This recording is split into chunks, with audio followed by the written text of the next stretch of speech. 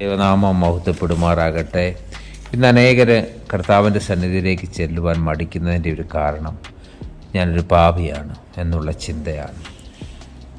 ഇവിടെ വിശുദ്ധ മർക്കോസിന്റെ സുവിശേഷം 2-ാം അധ്യായം 15 മുതൽ 17 വരെയുള്ള വചനഭാഗങ്ങളെ നമ്മൾ ധ്യാനിക്കുമ്പോൾ കർത്താവായ യേശുക്രിസ്തു ആരോടൊപ്പമായിരുന്നുവെന്ന് നമുക്ക് മനസ്സിലാകും.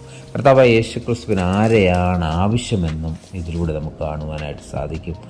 ഇവിടെ കർത്താവായ യേശുക്രിസ്തു ഒരു ഭവനത്തിൽ ഭക്ഷണം കഴിക്കാനിരിക്കുമ്പോൾ പല ചുങ്കക്കാരും പാപികളും കർത്താവിൻ്റെ അടുക്ക് വന്ന് കർത്താവ് അവരോട് ചേർന്ന് ഭക്ഷണം കഴിക്കുകയും അവരോട് സംസാരിക്കുകയൊക്കെയും ചെയ്യുന്നത് കണ്ടിട്ട് ശാസ്ത്രിമാരും പരീക്ഷന്മാരും കർത്താവിനെ കുറ്റപ്പെടുത്തുന്നതായിട്ട് നമുക്ക് കാണുവാനായിട്ട് സാധിക്കും.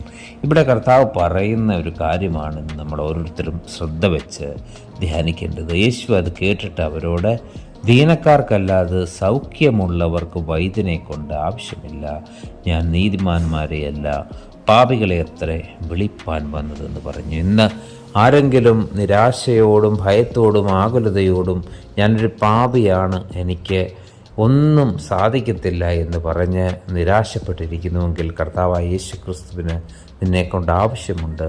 ആ കർത്താവിൻ്റെ സന്നിധിയിലേക്ക് മടങ്ങി വരുവാൻ ദൈവം ഇന്ന് നിന്നെ വിളിക്കുന്നു. ഈ വചനത്തിൽ കർത്താവിൻ്റെ ആത്മാവ് നമ്മളോട് സംസാരിക്കുന്ന ഈ വചനം കേട്ടുകൊണ്ട് നമുക്ക് കർത്താവിലേക്ക് മടങ്ങിപ്പോകാം. അതിനായിട്ട് ദൈവം നമ്മെ ഓരോരുത്തരെയും സഹായിക്കട്ടെ. ആമേൻ.